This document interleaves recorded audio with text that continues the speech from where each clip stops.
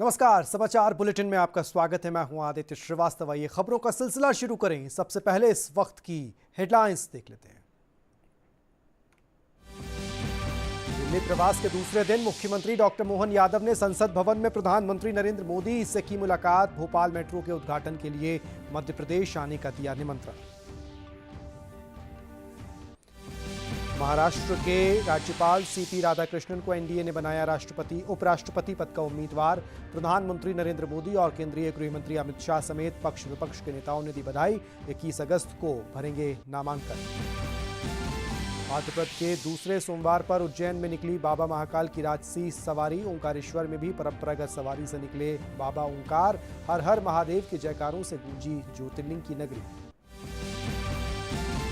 उच्च शिक्षा मंत्री इंदर सिंह परमार की अध्यक्षता में हुई कर्मयोगी समिति की बैठक।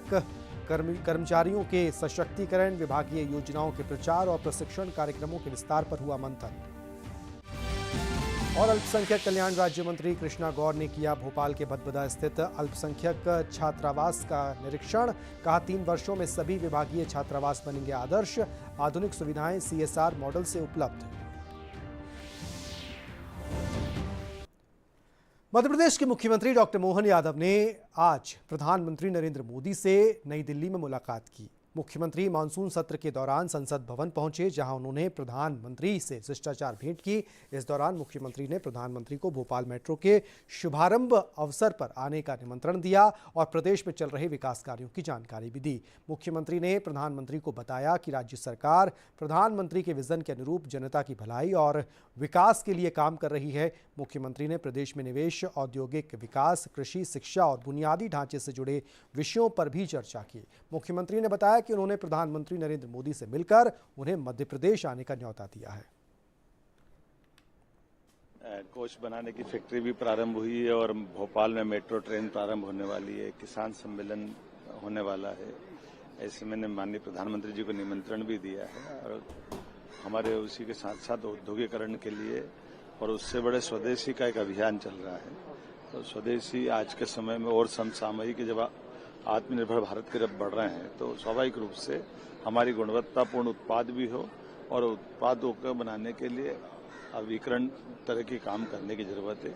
मुझे इस बात का संतोष है कि मध्य प्रदेश में लगभग 1.25 साल में औद्योगिकरण का बड़ा अभियान चला और उसके आधार पर बड़ी संख्या में लगभग 30 लाख करोड़ के MOU हुए। 21 लाख लोगों को रोजगार मिलेगा। ऐसी दिशा में उसी क्रम को और बढ़ाने की जरूरत है। महाराष्ट्र के राज्यपाल सीपी राधाकृष्णन को एनडीए ने उपराष्ट्रपति पद का उम्मीदवार घोषित किया है। प्रधानमंत्री नरेंद्र मोदी और केंद्रीय गृह मंत्री अमित शाह ने उन्हें इस अवसर पर बधाई दी है। इसे लेकर अन्य नेताओं की ओर से भी राधाकृष्णन को शुभकामनाएं दी जा रही हैं। सीपी राधाकृष्णन एनडीए उम्मीदवार बनने के बाद दिल्ली पहुंचे, जहां उन्होंने प्रधानमंत्री मोदी से मुलाकात भी की। भाजपा की अगुवाई वाली एनडीए ने उपराष्ट्रपति के लिए होने वाले चुनाव को लेकर अपने उम्मीदवार की घोषणा कर दी है। तमिलनाडु के सीपी राधाकृष्णन एनडीए के उम्मीदवार बनाए गए हैं। राधाकृष्णन अभी महाराष्ट्र के राज्यपाल हैं। जेपी नड्डा ने उनके नाम का ऐलान किया है। दिल्ली में भाजपा संसदीय बोर्ड की बैठक हुई, जिसके बाद उनके नाम की घोषणा की गई। इस बैठक में प्रधानमंत्री नरेंद्र मोदी, भाजपा अध्यक्ष जेपी नड्डा, केंद्रीय मंत्री अमित शाह, राजनाथ सिंह, सर्बानंद सोनोवाल और अन्य नेता मौजूद रहे। सभी के साथ चर्चा हुई, सुझाव मांगे गए और उसके बाद फिर ये तय हुआ कि हमारे उपराष्ट्रपति के प्रत्याशी के रूप में हमारे महाराष्ट्र के राज्यपाल श्री सीपी राधाकृष्णन जी, चंद्रपुरम पुन्नास्वामी राधाकृष्णन जी, उनको हम एनडीए का प्रत्याशी बनाएंगे और वो एनडीए के प्रत्याशी के रूप में रहेंगे। प्रधानमंत्री नरेंद्र मोदी ने महाराष्ट्र के राज्यपाल सीपी राधाकृष्णन को एनडीए का उपराष्ट्रपति उम्मीदवार घोषित किए जाने पर प्रसन्नता व्यक्त की है। पीएम मोदी ने एक्स पर लिखा, थिरू सीपी राधाकृष्णन जी को सांसद और विभिन्न राज्यों के राज्यपाल के रूप में समृद्ध अनुभव प्राप्त है। उनके संसदीय हस्तक्षेप हमेशा प्रभावशाली रहे। राज्यपाल के रूप में अपने कार्यकाल के दौरान उन्होंने आम नागरिकों की समस्याओं के समाधान पर ध्यान केंद्रित किया। इन अनुभवों ने उन्हें विधायी और संवैधानिक मामलों का व्यापक ज्ञान प्रदान किया है। मुझे विश्वास है कि वे एक प्रेरक उपराष्ट्रपति बनेंगे। प्रधानमंत्री नरेंद्र मोदी ने व्यक्त की प्रसन्नता। पीएम ने आगे लिखा, अपने लंबे सार्वजनिक जीवन में थिरु सीपी राधाकृष्णन जी ने अपनी लगन, विनम्रता और बुद्धिमत्ता से अपनी एक विशिष्ट पहचान बनाई है। विभिन्न पदों पर रहते हुए उन्होंने हमेशा सामुदायिक सेवा और वंचितों के सशक्तिकरण पर ध्यान केंद्रित किया है। उन्होंने तमिलनाडु में जमीनी स्तर पर व्यापक कार्य किया है। मुझे खुशी है कि एनडीए परिवार ने उन्हें हमारे गठबंधन के उपराष्ट्रपति पद के उम्मीदवार के रूप में नामित करने का निर्णय लिया है। केंद्रीय गृह मंत्री अमित शाह ने भी इस फैसले पर खुशी जताई है। उन्होंने एक्स पर लिखा कि उपराष्ट्रपति चुनाव के लिए एनडीए के उम्मीदवार के तौर पर नामित होने पर महाराष्ट्र के माननीय राज्यपाल सीपी राधाकृष्णन जी को बधाई। एक सांसद और विभिन्न राज्यों के राज्यपाल के तौर पर आपकी भूमिकाओं ने संवैधानिक कर्तव्यों को प्रभावी ढंग से निभाने में महत्वपूर्ण भूमिका निभाई है। मुझे विश्वास है कि आपका विशाल अनुभव और बुद्धिमत्ता उच्च सदन की प्रतिष्ठा को बढ़ाएगा और नई उपलब्धियां हासिल करेगा। इस निर्णय के लिए प्रधानमंत्री नरेंद्र मोदी जी और भाजपा संसदीय बोर्ड के सभी सदस्यों का आभार।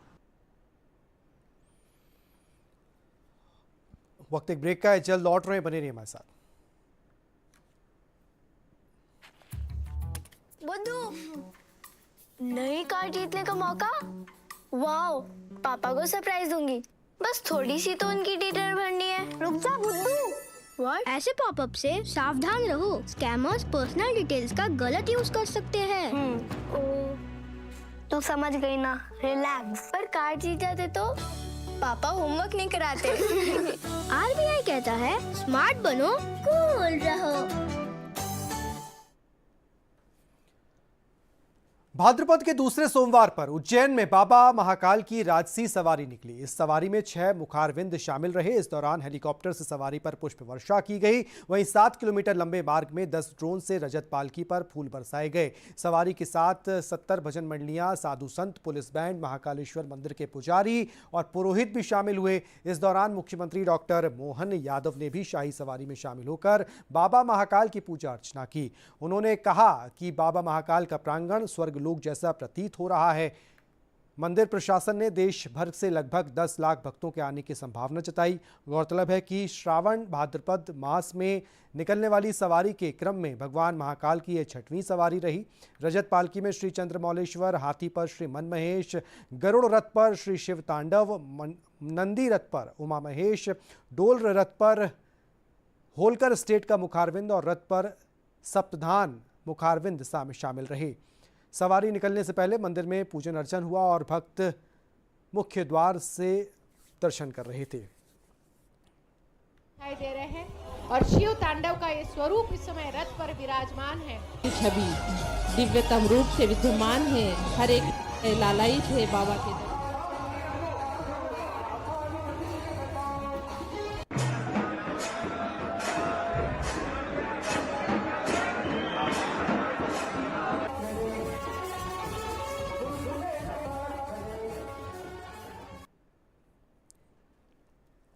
तीर्थ नगरी ओंकारेश्वर में भादो माह के दूसरे और महाराष्ट्रियन सावन के अंतिम सोमवार को बाबा ओंकार की परंपरागत सवारी निकली। ओंकारेश्वर मंदिर से रजत प्रतिमा की पालकी नगर भ्रमण हेतु निकली, जिसमें बाबा ने नगरवासियों को दर्शन दिए। इसके उपरांत कोटि तीर्थ घाट पर वैदिक ब्राह्मणों द्वारा दूध, दही और पंचामृत से भगवान ओंकारेश्वर का महाअभिषेक हुआ। विशेष आकर्षण के रूप में भगवान ने नर्मदा नदी पर नौका विहार किया। देश भर में यह अद्वितीय परंपरा है, जहां ज्योतिर्लिंग महादेव स्वयं नाव पर विराजकर भक्तों को दर्शन देते हैं और परिक्रमा करते हैं। सवारी के दौरान पूरा क्षेत्र हर हर महादेव और भोले शंभू के जयकारों से गूंज उठा।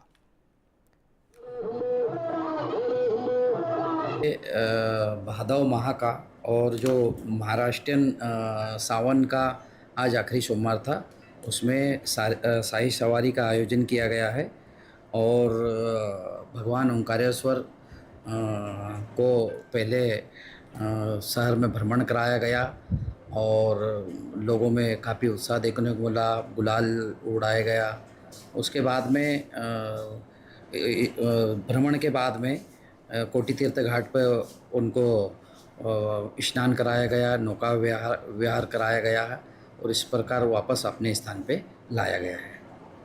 कुल मिला के सर ये परंपरा जो है कई वर्षों से लगातार जारी है। हाँ, काफ़ी वर्षों से ये परंपरा चली आ रही है और आज चूँकि पूरे जैसे महाकालेश्वर में भी और यहाँ पे भी आखिरी सोमवार होने के कारण यहाँ पे काफ़ी धूमधाम से सवारी निकाली गई। वक्त एक और ब्रेक का है, जल्द लौट रहे हैं, बने रहिए हमारे साथ।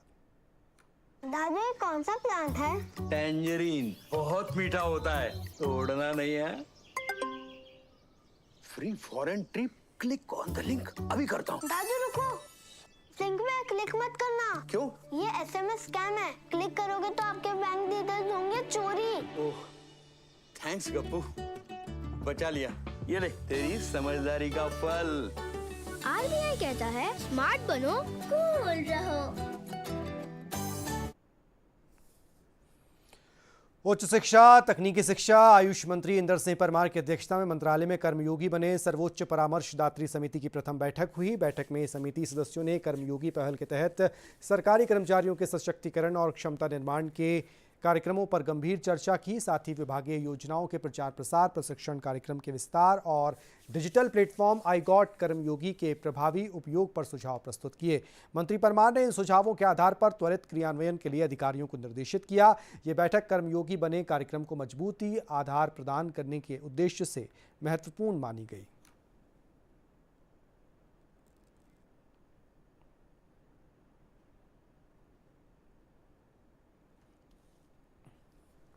पिछड़ा वर्ग और अल्पसंख्यक कल्याण राज्य मंत्री कृष्णा गौर ने भोपाल के बदबदा रोड स्थित पिछड़ा वर्ग पोस्ट मैट्रिक कन्या छात्रावास का निरीक्षण किया।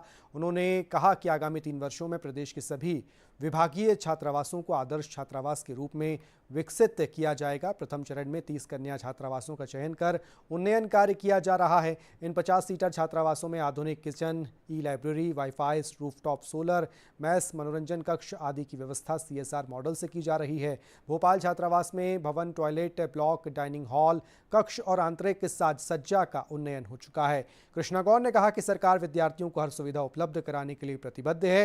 निरीक्षण के दौरान आयुक्त सौरभ सुमन भी मौजूद थे।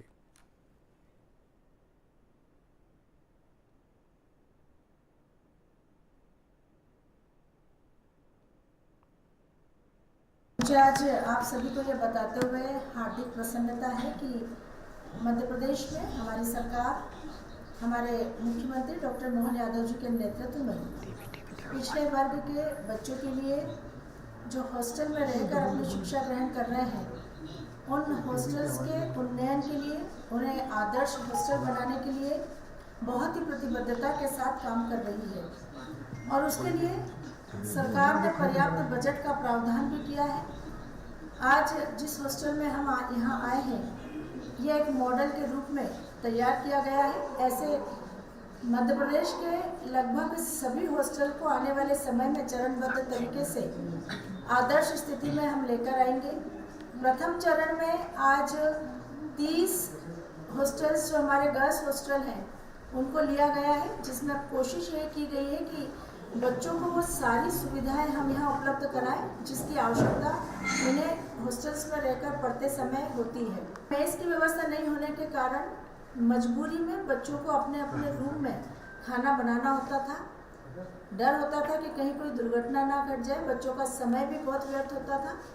और माननीय मुख्यमंत्री जी के समक्ष जब हमने यह विषय रखा तो तत्काल सहमति देते हुए उन्होंने कहा कि OBC के सारे हॉस्टल्स में भी मेस सुविधा देने का काम हमारी सरकार करेगी। आज खुशी है मुझे इस बात की कि माननीय मुख्यमंत्री जी ने अपने बजट में इसका प्रावधान किया है और विभाग ने हमारे अब ये लगातार इस दिशा में काम करना प्रारंभ कर। वक्त एक और ब्रेक का है, जल्द लौट रहे हैं, बने रहिए हमारे साथ। बिजली का बिल, किराना, स्कूल फीस सब हो गया। बन गया बजट? हाँ, 5000 बच गए। तो नई साड़ी ले ले ना, पिछले महीने तो ली थी। एक और नहीं, पहले बजट बनाओ, फिर छोटी छोटी बचत को बैंक में सेव करो और पैसों को बढ़ते देखो। बढ़िया। जाओ भाई। RBI कहता है, वित्तीय समझदारी समृद्ध नारी। मुरैना चंबल अंचल में औषधीय पौधों की खेती नई पहचान बन रही है। यहां गूगल जैसी बहुमूल्य जड़ी बूटी की पंपर पैदावार हो रही है। जैव विविधता बोर्ड और JNKVV से गूगल मैन की उपाधि प्राप्त जाकिर हुसैन पिछले 25 वर्षों से किसानों को गूगल, अश्वगंधा और शतावर की खेती के गुर सिखा रहे हैं। उनके प्रयासों से विलुप्त प्राय गूगल प्रजाति फिर जीवित हुई और आज सालाना पैदावार 222 क्विंटल तक पहुंच गई है। गूगल करीब 2000 रुपये किलो बिकता है और आयुर्वेद की प्रसिद्ध औषधियों सहित परफ्यूम, धूप और अगरबत्ती निर्माण में काम आता है। चंबल क्षेत्र में 1.5 लाख से अधिक औषधीय पौधे हैं और हिमालय, डाबर, वैद्यनाथ जैसी कंपनियां यहां से खरीद सकती हैं, करती भी हैं। करीब 500 परिवार इस खेती से जुड़े हैं। भारत में गूगल उत्पादन का अच्छा हिस्सा अब यहीं से होता है। ये गूगल का रोपण हम करीब 25 साल से कर रहे हैं लगातार, और करीब 25 गांवों में हमने इस कार्य को किया है। और गूगल का सबसे पहले हमने नर्सरियां तैयार की। नर्सरियों को तैयार करने के बाद जैव विविधता प्रबंधन समितियों के माध्यम से गांवों में हम लोग गूगल का रोपण कराते हैं, जिससे गूगल का रखरखाव भी वो लोग करते हैं। और गूगल का रोपण करने के पीछे उद्देश्य ये रहा कि ये धीरे धीरे ये प्रजाति इस जिले से, इस जगह से धीरे धीरे ख़त्म होती, लुप्त होती हुई दिख रही थी, हो गई थी करीब करीब। उसको हमने 1 कुंटल से लेके आज हम 222 कुंटल तक ले आए। ये हमारी उपलब्धि है। ये गूगल करीब 60 बीमारियों में काम आता है और आपके आयुर्वेद का ये राजा माना जाता है। योगराज गूगल, योगराज बट्टी और तमाम बीमारियों में इसका उपयोग होता है। ये परफ्यूम के भी काम आता है, धूप दीप में भी इसका उपयोग होता है। ये 2000 रुपये किलो में बिकता है और उसमें भी मारामारी है बड़ा। और हमने इसकी मार्केटिंग के लिए आपके डाबर कंपनी है, आपके हिमालय कंपनी है और आपके वैद्यनाथ कंपनी है, इन कंपनियों के साथ किसानों का सीधा लिंकेज किया है। तो बाज़ार की समस्या भी नहीं है। समस्या तो इसलिए भी नहीं है कि इसकी जो मांग है वो 900 कंपनियों की मांग है। एक बीघा कर रही बैठेगा, उसमें औषधि पूरी सब हैं, जितनी हतें थे सब। गूगल है, सोजना है, शतावर है और ये गूगल है। एक बार तो जाके जो रोजीना करनी पड़ती है, थैलियाँ भरी हैं तो पानी देना पड़ता है। अब तो बारिश है रही है, तो अब कोई दिक्कत ना, हाथ पानी देवे की साल है चली, 4-5 साल है। किस तरह करते हैं, कहाँ से पौधा लाते हैं, किस तरह काम करते हैं? पौधा तो यहीं बीज डाल रहे हैं और जहाँ से बाहर जा रहे हैं पौधा। सिवनी में फिट इंडिया मूवमेंट और खेलो इंडिया के तहत जिला स्तरीय योगासन प्रतियोगिता का आयोजन किया गया। ये प्रतियोगिता नगर की महारानी लक्ष्मीबाई स्कूल में हुई, जिसमें विभिन्न आयु वर्ग के बच्चों ने उत्साहपूर्वक भाग लिया और अलग अलग योगासन प्रस्तुत किए। प्रतियोगिता में चयनित प्रतिभागियों को राज्य स्तरीय प्रतियोगिता में हिस्सा लेने का अवसर प्रदान किया जाएगा। प्रतियोगिता का संचालन करने भोपाल से आए योगासन भारत के दीपक जैन ने बताया कि यह कार्यक्रम फिट इंडिया और खेलो इंडिया की श्रृंखला का हिस्सा है, जिसमें जिला, राज्य और राष्ट्रीय स्तर तक प्रतियोगिताएं आयोजित होती हैं। योग गुरु महेंद्र मिश्र ने कहा कि इस तरह के आयोजनों से बच्चों का मानसिक और शारीरिक विकास होता है। वहीं स्कूल की प्राचार्य आराधना राजपूत ने कहा कि चयनित विद्यार्थियों को स्कॉलरशिप और भविष्य में रोजगार में भी प्राथमिकता मिलती है। देखते हैं बन रहा है नहीं बन रहा। गरुड़ासन करना है जिसपे एक पैर पे रहते हैं, जिसका दूसरा पैर टच हुआ वो उस समय फाउल हो जाता है। हम खुद देखें। भारत सरकार की जो मुहिम है फिट इंडिया के अंतर्गत योगासन भारत, जो इकलौती योगासन भारत जो कि इकलौती संस्था है राष्ट्र भारत सरकार से मान्यता प्राप्त, उसके अंतर्गत ये कार्यक्रम यहाँ जिला स्तर पर हो रहा है। आगामी यह राज्य स्तरीय भोपाल में आयोजित होने वाला है। बिल्कुल ये हमारे शुरुआती कार्यक्रम हैं जो कि जिला स्तरीय हो रहा है, इसी में राज्य स्तरीय होगा, इसी से हम राष्ट्रीय स्तर के बच्चे यहाँ से निकलेंगे जो कि आगे बढ़ते हुए खेलो इंडिया, खेलो MP और नेशनल गेम्स में भी भाग लेंगे।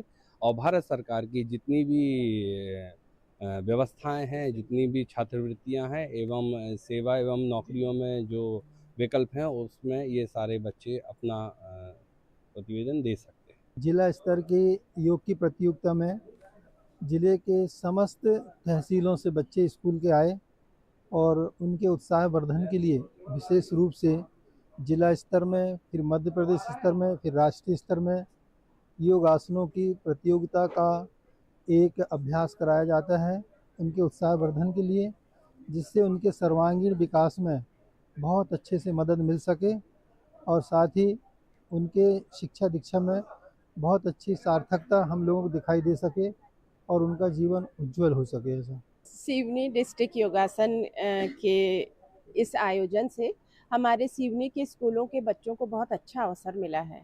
वे अभी जिला और उसके बाद राज्य स्तर पर भोपाल में जाएंगे।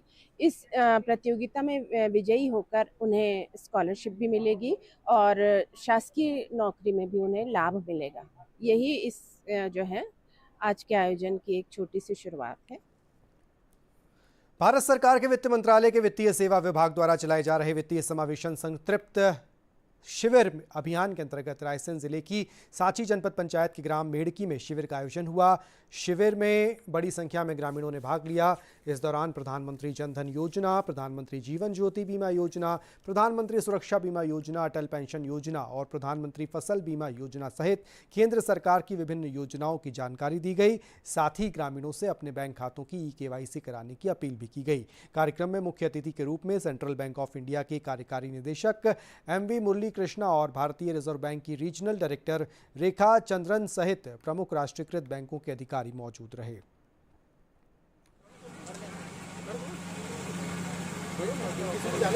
इसका उद्देश्य यह है कि कस्टमर तक हम पहुंचे, KYC का इम्पोर्टेंस बताए, जो PMJDY अकाउंट्स आज तक जो नहीं खोल पाए उनका अकाउंट खोलना है और जो इनएक्टिव हो चुका है उसको एक्टिवेट कराना है।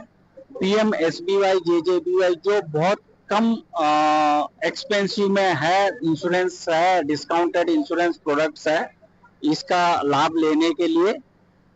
और सबसे ज्यादा इम्पोर्टेंट है PMSBY जो सरकार का फसल बीमा योजना है, उसका बारे में हमने जानकारी दिया। बहुत सारा लोग क्रॉप लोन्स लिए हैं, अगर कहीं कुछ हो जाता है तो उसमें ये पता इंश्योरेंस कवरेज रहता नहीं है, तो सबसे ये रिक्वेस्ट हमने किया, अनुरोध किया कि आप जो है फसल बीमा कराइए।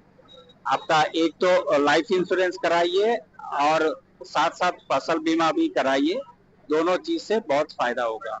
और साथ साथ हमने ये देखा कि बहुत सारा डिजिटल क्राइम्स आजकल हो रहे हैं, उसका बारे में हमने जानकारी दिया है ताकि कस्टमर्स जो है हमारा सतर्क रहे, अलर्ट रहे और ये सबको अवॉइड करे। इंदौर में रविवार को वीर गोगा देव जयंती गोगा नवमी उत्सव पर सफाई मित्रों को अवकाश दिया गया। इस अवसर पर शहर में जन भागीदारी से महासफाई अभियान चलाया गया। राजवाड़ा क्षेत्र में नगरीय विकास मंत्री कैलाश विजयवर्गीय, महापौर पुष्यमित्र भार्गव, सांसद शंकर लालवानी, स्वास्थ्य प्रभारी अश्विनी शुक्ला और अधिकारियों ने स्वयं झाड़ू लगाई। शहर के विभिन्न वार्डों और क्षेत्रों में रहवासी संगठन, बैंकिंग सेक्टर और NGO ने भी भागीदारी निभाई। पिछले 8 वर्षों से ये परंपरा जारी है। मंत्री विजयवर्गीय ने इसे इंदौर का असली स्वच्छता मॉडल बताया। महापौर पुष्यमित्र भार्गव ने कहा कि सफाई मित्रों के सम्मान की जिम्मेदारी हमारी है। वहीं सांसद लालवानी ने कहा कि स्वच्छता हर नागरिक की साझा जिम्मेदारी है। हमेशा नंबर 1 बनाए रखने में मैं सप्ताह में 1 घंटे का समय जरूर दूंगा। ना शहर में गंदगी करूंगा, ना ही किसी को करने दूंगा। अलग अलग डस्टबिन में डालना और सुबह उठाकर जब गाड़ी आए वापस उसमें डालना, ये जनभागीदारी का सबसे बड़ा उदाहरण है। और इसलिए जनभागीदारी इंदौर की जनता के DNA में है और इसीलिए इंदौर कोई सा भी अभियान लेता है उसमें सफल होता है।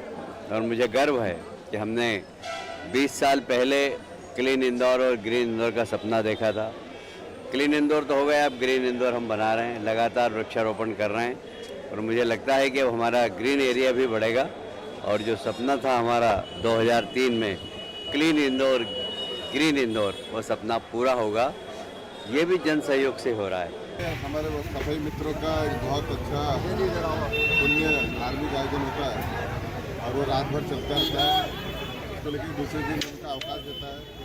तो नगरीय महापौर जी के आह्वान पर सभी शहरवासी इस स्वच्छता अभियान में अपने आप को जोड़ेंगे। आज शहरवासी स्वच्छता करेंगे, उसी को लेकर सब जनप्रतिनिधि अपने अपने क्षेत्रों में कर रहे हैं। तो इंदौर की जन भागीदारी की मॉडल को और सफाई को सब जानते हैं, लेकिन आज के दिन मैं इसको विशेष इसलिए मानता हूं कि हमारे सफाई मित्र साल भर इंदौर में कोई भी जुलूस हो, जलसा हो, शोभा यात्रा हो, रैलियां हो, आगे आगे रैली चलती है, पीछे हमारी सफाई की टीम चलती है। और रात को जब गोगा नवमी पर राजवाड़ा पर जुलूस हो, जलसा पहुंचता है, झांकियां पहुंचती है, निशान पहुंचते हैं, तो अब हमारी जिम्मेदारी है कि उन सफाई मित्रों के जुलूस जलसे के पीछे इंदौर की जनता सफाई करे। आज हम उनकी छुट्टी भी घोषित करते हैं, तो इंदौर शहर के सभी नागरिक अपनी गली मोहल्ले और चौराहों की सफाई की जिम्मेदारी लेते हैं और पूरे शहर में स्वयं को स्वच्छाग्रही मानकर पूरे शहर को साफ करते हैं। और अंत में हेडलाइंस एक बार फिर देख लेते हैं। दिल्ली प्रवास के दूसरे दिन मुख्यमंत्री डॉक्टर मोहन यादव ने संसद भवन में प्रधानमंत्री नरेंद्र मोदी से की मुलाकात। भोपाल मेट्रो के उद्घाटन के लिए मध्य प्रदेश आने का दिया निमंत्रण। महाराष्ट्र के राज्यपाल सीपी राधाकृष्णन को एनडीए ने बनाया उपराष्ट्रपति पद का उम्मीदवार। प्रधानमंत्री नरेंद्र मोदी, केंद्रीय गृह मंत्री अमित शाह समेत पक्ष विपक्ष के नेताओं ने दी बधाई। 21 अगस्त को भरेंगे नामांकन। भाद्रपद के दूसरे सोमवार पर उज्जैन में निकली बाबा महाकाल की राजसी सवारी। ओंकारेश्वर में भी परंपरागत सवारी में निकले बाबा ओंकार। हर हर महादेव के जयकारों से गूंजी ज्योतिर्लिंग की नगरी। शिक्षा मंत्री अजय परमार की अध्यक्षता में हुई कर्मयोगी समिति की बैठक। कर्मचारियों के सशक्तिकरण, विभागीय योजनाओं के प्रचार और प्रशिक्षण कार्यक्रमों के विस्तार पर हुआ मंथन। और अल्पसंख्यक कल्याण राज्य मंत्री कृष्णा गौर ने किया भोपाल के भटपदा स्थित अल्पसंख्यक छात्रावास का निरीक्षण। कहा 3 वर्षों में सभी विभागीय छात्रावास बनेंगे आदर्श। आधुनिक सुविधाएं CSR मॉडल से होंगी उपलब्ध।